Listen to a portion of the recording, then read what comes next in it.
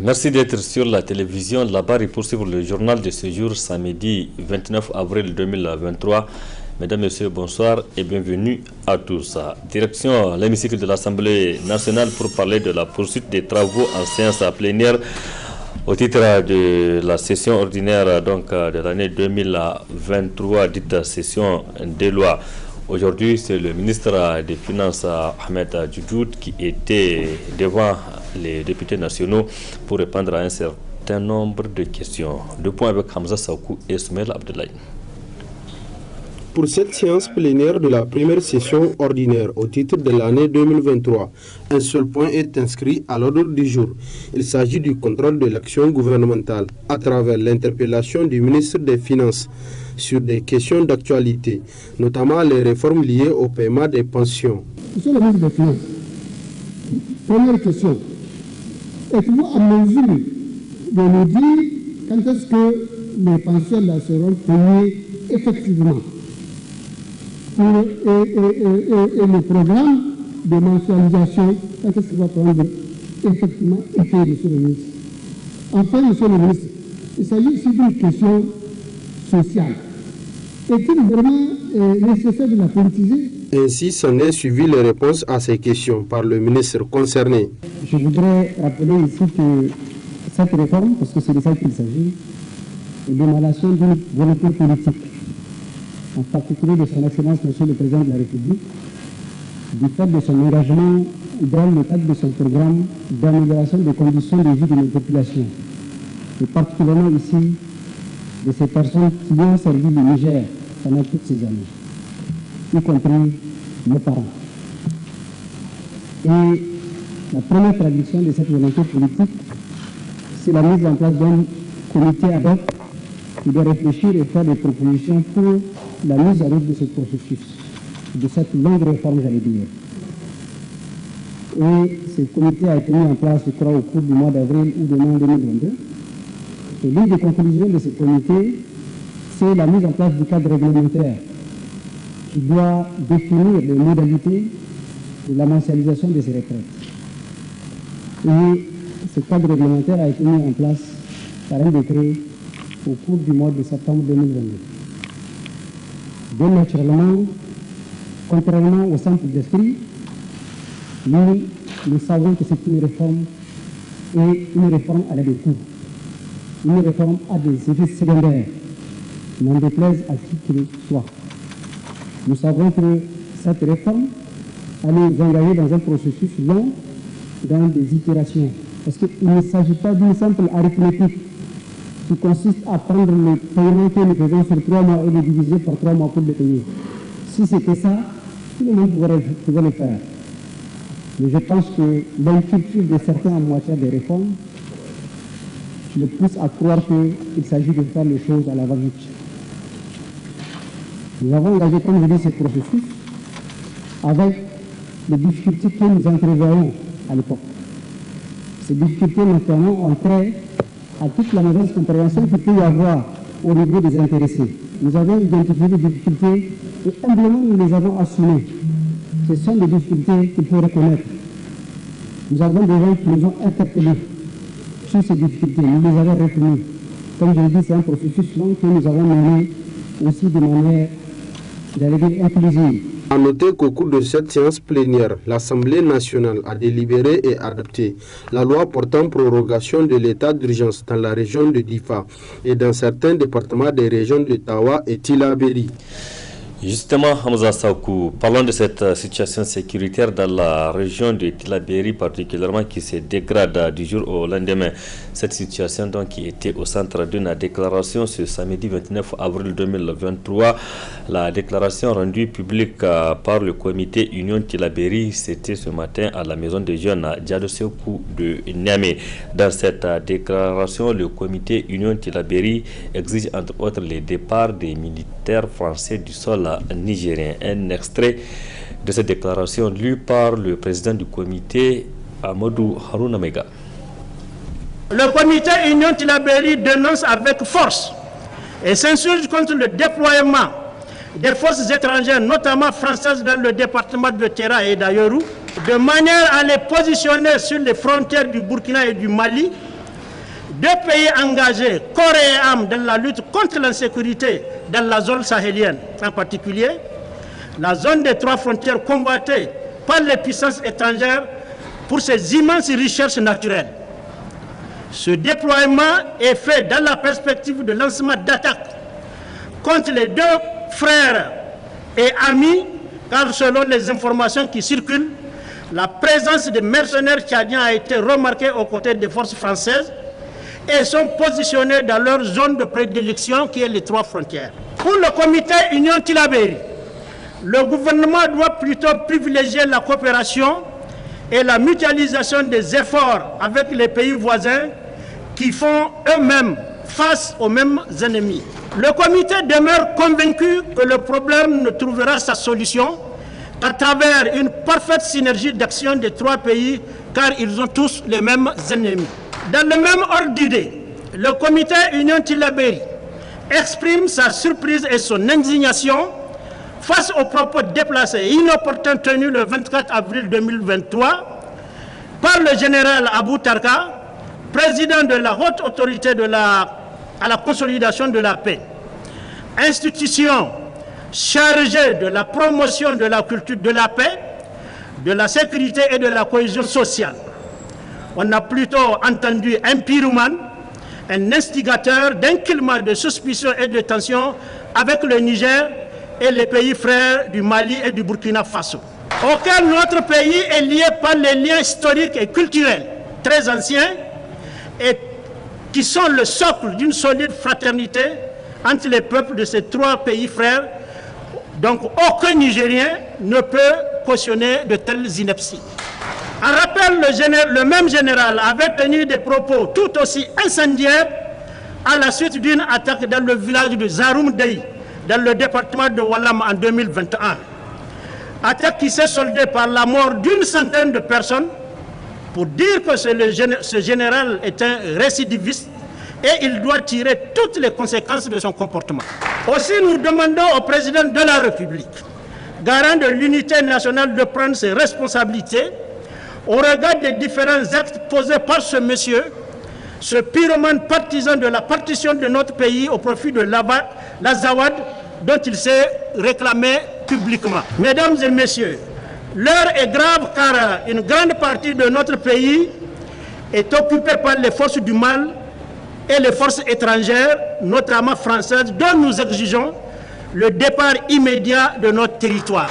Notre pays est également sous menace d'une partition au profit de l'État islamique pour le Grand Sahara et l'Azawad, dont certains des parrains et des partisans sont tapis dans les hautes sphères de l'État du Niger, comme le général Abou Tarka. Aussi, nous lançons un vibrant appel à tous les fils et toutes les filles du Niger de se mobiliser comme un seul homme pour défendre l'intégrité territoriale menacée, pour que la responsabilité totale et entière de notre sécurité soit assurée par notre armée nationale et non pas des forces étrangères d'occupation.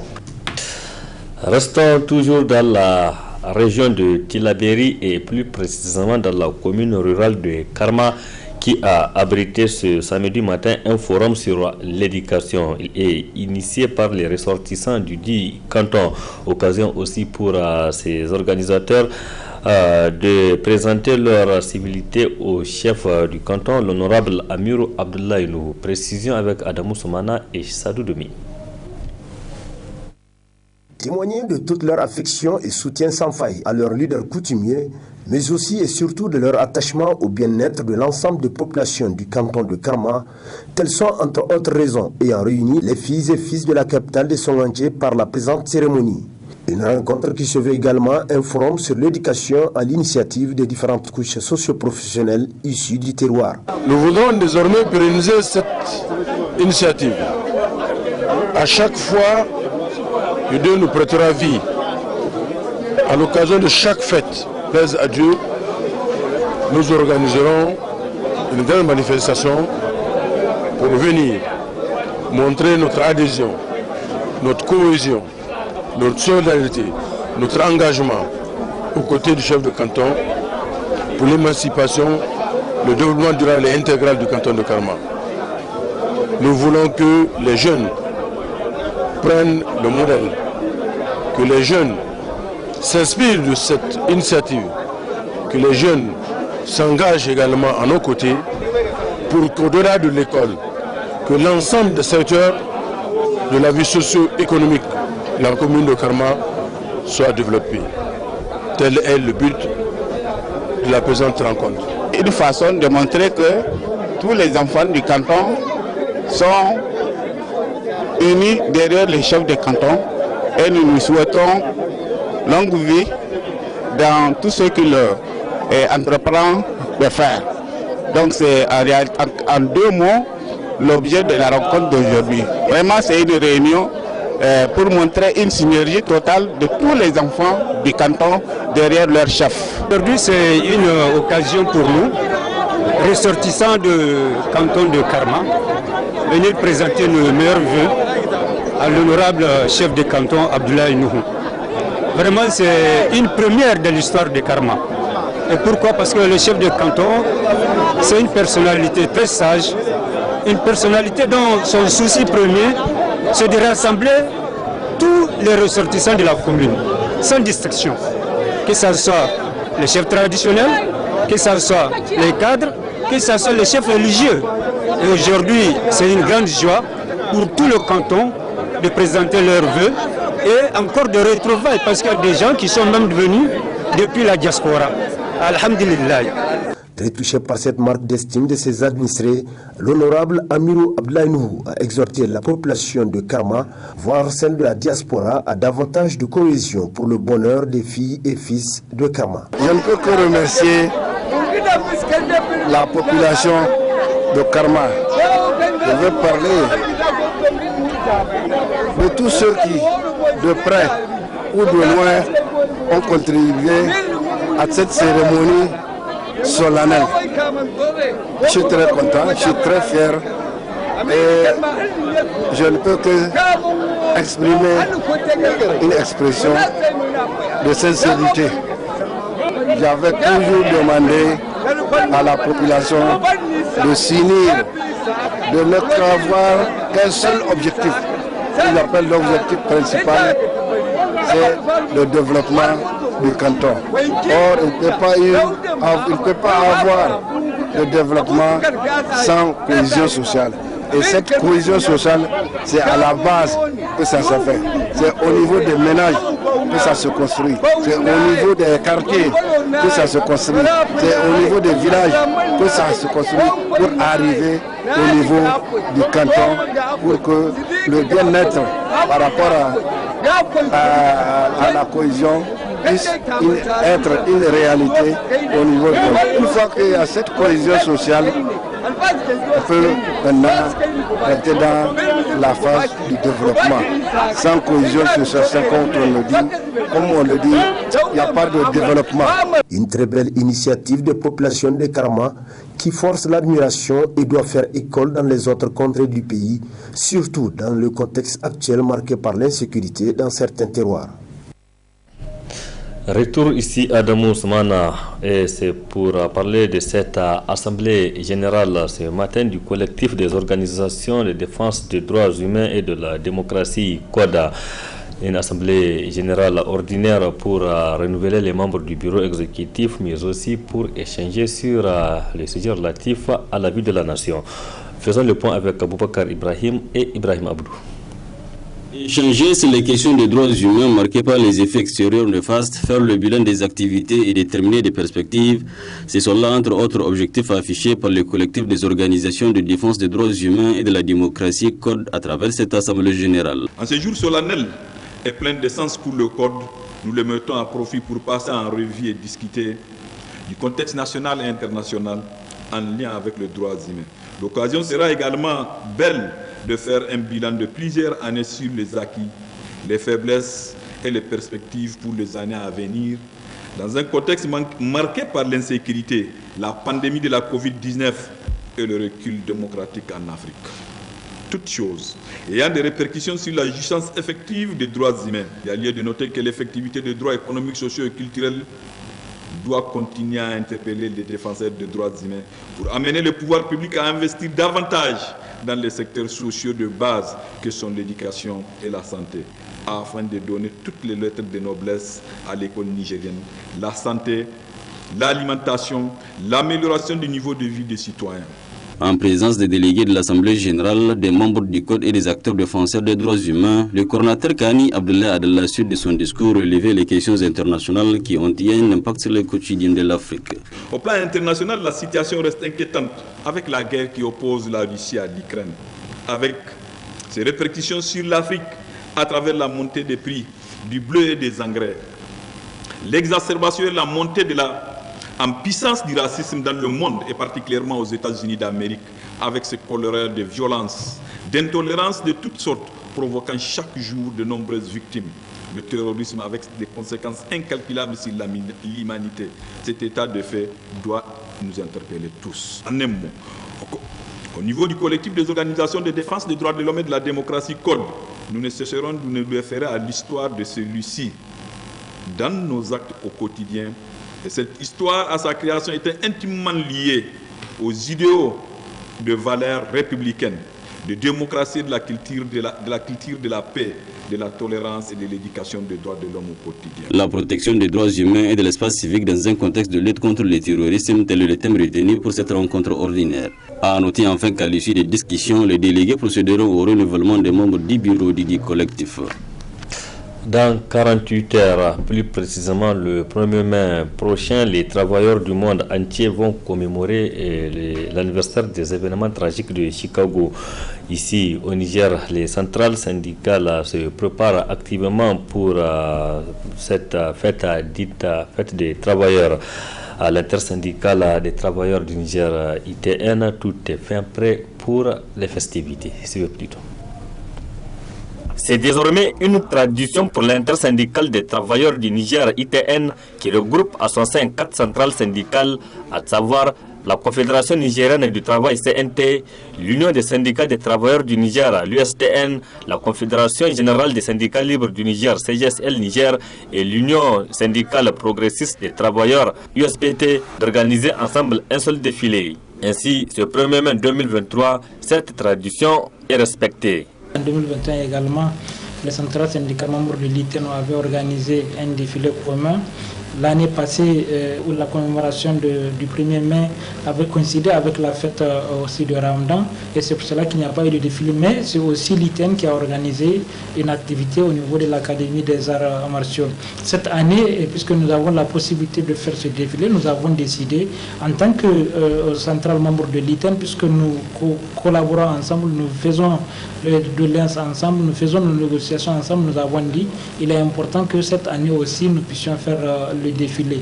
Comparativement au dernier défilé de l'ITN, cette année, quelques innovations ont été apportées dans l'organisation. L'innovation qu'il y a eu, c'est que c'est peut-être au niveau de l'itinéraire.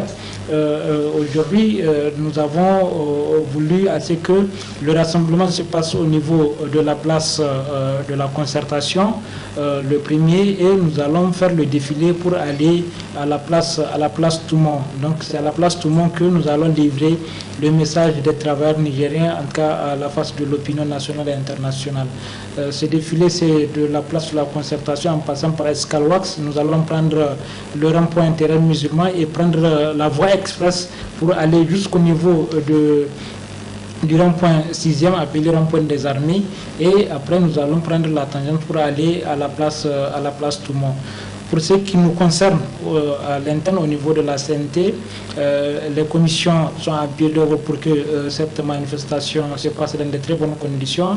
Les pagnes de la CNT ont été confectionnées à temps et cela a permis à nos militantes et militants de les acquérir et de pouvoir en tout cas prendre les dispositions pour ce défilé. Mais aussi nous avons notre journal Le Producteur qui paraît chaque 1er mai, qui vient de sortir en cas de l'imprimerie. L'équipe est sur pied d'œuvre aujourd'hui pour que demain presque toutes les régions puissent être en possession de ce journal-là.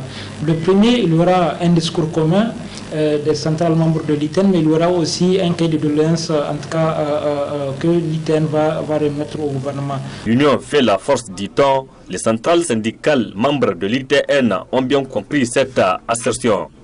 C'est pourquoi elles ont décidé de travailler en synergie pour bien défendre les intérêts des travailleurs nigériens en menant le combat d'une seule voix, celle de l'UTN. Dernier aspect de cette édition, c'est pour parler de cette cérémonie d'inauguration ce samedi d'une nouvelle agence pour le pèlerinage et la Umrah dénommée agence Al-Yusra, une agence qui vient pallier certains manquements constatés de l'organisation du Hajj ces dernières années au Niger. Faisons le point avec Adamou Soumana et Halidou Bourema. Faciliter le rite du Hajj aux Nigériennes et Nigériens dans un contexte marqué par des manquements dans l'organisation de l'accomplissement de cet important pilier de l'islam au pays, tel est le souci qui a guidé à la création d'une toute nouvelle agence de Hajj et Umrah dénommée Al-Yusra, qui veut littéralement dire la facilité en langue arabe. Ainsi, la présente cérémonie, qui enregistre la présence de plusieurs invités de marque, se veut le lancement officiel des activités de l'agence Al-Yusra, dont le promoteur n'a pas manqué de souligner la mission à elle assignée. La mission de l'agence Al-Yusra Voyage est de contribuer efficacement aux côtés des autres agences à l'amélioration de la qualité de l'organisation du Hajj et de la Umrah au Niger. À travers 1. La disponibilité du personnel d'encadrement de qualité au sein de l'agence pour recevoir les sollicitations des candidats. 2. La formation et la sensibilisation continue des candidats au Hajj et à la Umrah. 3. Un encadrement de qualité des candidats au Hajj et à la Umrah et leur suivi constant sur les lieux saints durant tout le processus du Hajj et de la Umrah. 4. L'accès aux informations utiles pour les candidats au Hajj et à la Umrah, leur permettant d'entériner les règles de conduite aux lieux saints. Présents à cette cérémonie, les représentants des institutions en charge du Hajj ont pour leur part salué l'avènement de la dite agence. Selon tout constat fait, nous pouvons, sans risque de nous tromper, dire que l'agence est née avec ses 32 dents. Et le COHO ne peut que souhaiter bon vent à l'agence Yusra et longue vie. Le COHO souhaite à tous une bonne organisation du Hajj édition 2023. Nous exhortons les chefs d'agence et en l'occurrence surtout cette agence qui vient de naître, l'agence Yusra, à multiplier les efforts dans le cadre de sensibilisation des pèlerins. Parce que la sensibilisation est l'un des facteurs les plus importants dans l'organisation du pèlerinage. Nous en sommes rassurés de voir le nombre d'encadreurs que dispose cette agence. Une vingtaine d'encadreurs déjà à l'ouverture, au lancement, et nous sommes fiers de voir tous ces dispositifs mettre en place dans le cadre de l'organisation dans le cadre du lancement de cette agence et qui va sans doute être croissant en matière de l'organisation du pèlerinage au Niger. Notons qu'auparavant, des responsables coutumiers et administratifs ont tenu à souhaiter bon vent à la toute nouvelle agence. Alors, futurs pèlerins, inscrivez-vous à l'agence Al-Yusra pour faire la différence et réussir un Hajj Mabrour. Merci Adamou Soumana. Point final de cette édition. Merci aussi à vous de l'avoir suivi. Restez en compagnie du programme de la télévision Labari. Excellente nuit à toutes et à tous. Bonsoir.